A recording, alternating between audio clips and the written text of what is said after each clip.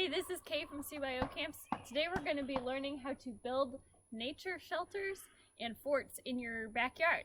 We're in the forest here at camp today, but we're going to see how to build a shelter. So if you come in close, you can see that we have lots of ferns and sticks all interlocking together. So that means that we've made many layers kind of woven on top of each other. And I'm going to show you how to do that on the other side. All right, let's go.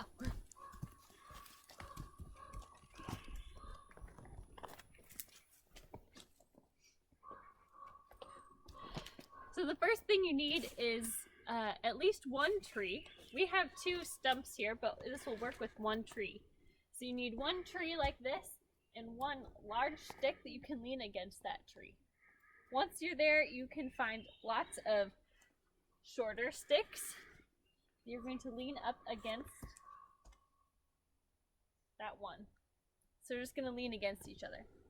Once we get our whole row of sticks up, ferns are a great way to help make it waterproof. This is a sword fern. This one is great, and you can find lots of these here in the Pacific Northwest. If you look close, you can kind of see that each little leaf here looks kind of like a sword. These are really great, and they kind of get to stick, they stick together well, and once you layer them on top of each other, it helps make it very waterproof. Another good fern to use is called bracken fern.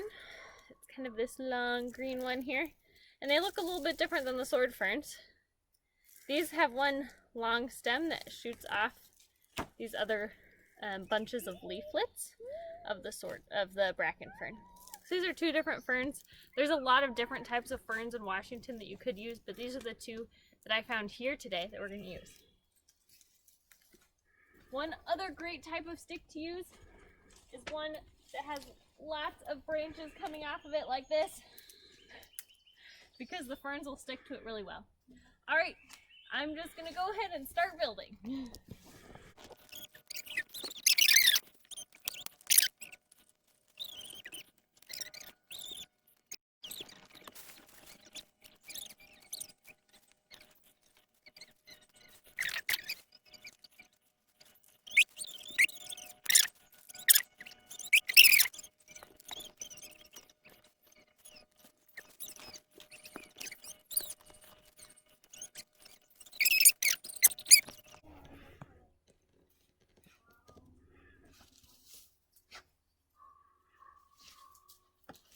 Alright, as you can see, I started building it. If you were going to do this at home, you might want to do the whole sides. But I got it started. I started layering on top up here so that there's a nice layer. If you don't have this many sticks and trees at home, you can also do it a different way. You can find a tarp or a blanket and a piece of string, and you can make something like this. This is our tarp shelter. Hi. Say hi. Hi, I want to sit on that tent. We're just staying here. Hey, So I the- can ask you something. I Hold want on. to sit like this on the tent. Oh, yes. So what we did here is we tied a piece of rope to this tree, and we tied a piece of rope also to this fallen tree. If you don't have a second tree, you could tie it to a bush, or just have it tied to one tree, and then you can weigh down the ends with logs like we did here. So this log is holding this side open so that they can still use it. So we're going to test this out with some water to see if they're waterproof, but I need to go get my water bottle, so I'll be right back. All right, now that I've got my water bottle, we're going to test out our shelters that we built.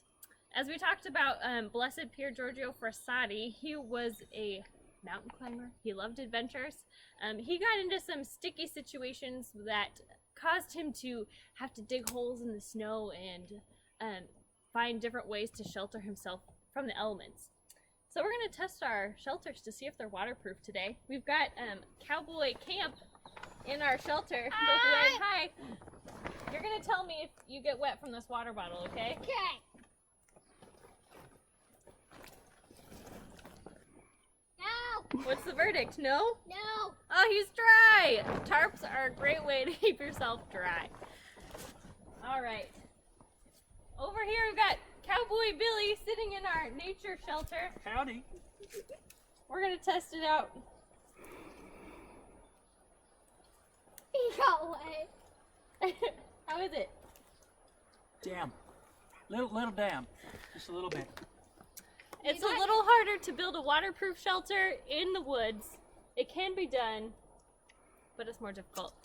Sorry, Cowboy Billy, that one's not very waterproof. But Okay. that one's very What are you waterproof. eating? I don't know. Found him on the ground. Cowboy Billy, give me those. But You they're should delicious. never eat something that you don't know what it is. But let's take a look and see if we It's can guess. huckleberries.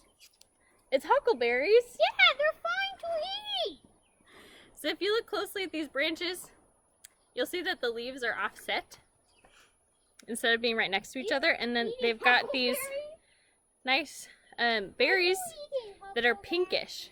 And this is a western red huckleberry. And these are okay to eat. So I'm going to go ahead and give this back to you, Cowboy Billy. Thank They're you. fine. These are edible. But you should always make sure that you know what it is before you try it out in the woods. Shannon, you have too many. That's it for today. We've learned how to build a nature shelter and hopefully make them waterproof. We've learned how to identify sword ferns and western red huckleberries. So go ahead and practice at home. We'll see you next time.